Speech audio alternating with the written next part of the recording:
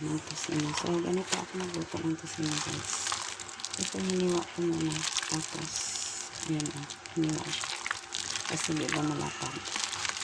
Tapos, nilagyan ko ng kapiranggot na baking soda. Kunting-kunti lang, guys. 1/2 of a pinch. Siguro mga 1/8 teaspoon. Tapos, hinalo-halo ko siya dito. Minix ko dito ang baking soda para sobrang lambot siya pag naluto. Kasi yung ibang tosino, matigas ang karne, diba?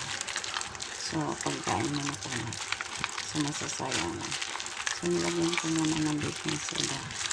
Tapos, hinalo-halo ko siya. Binabad ko siya ng mga 30 minutes. So, ngayon magluto na tayo.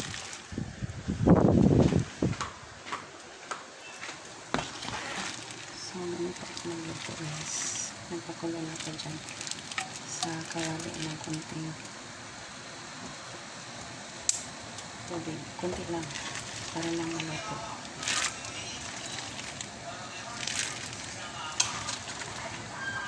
Iubos ko na ito.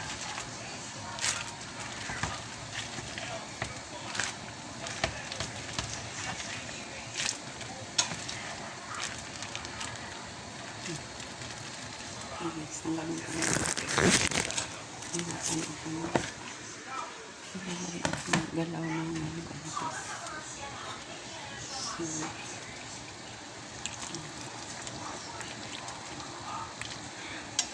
inipat natin sa hati.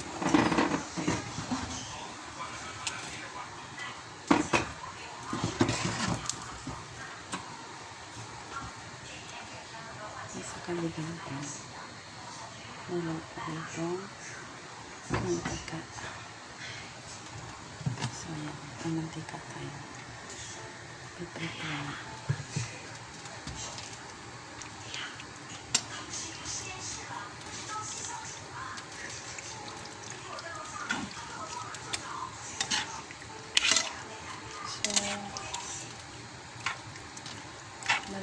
Lutuin ko lang siya sa lalagyan.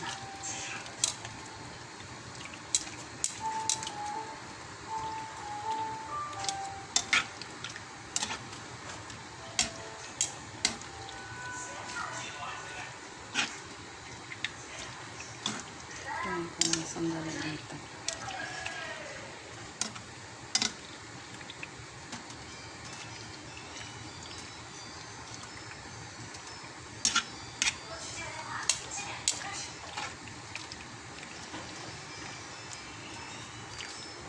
As pag nag-change color na.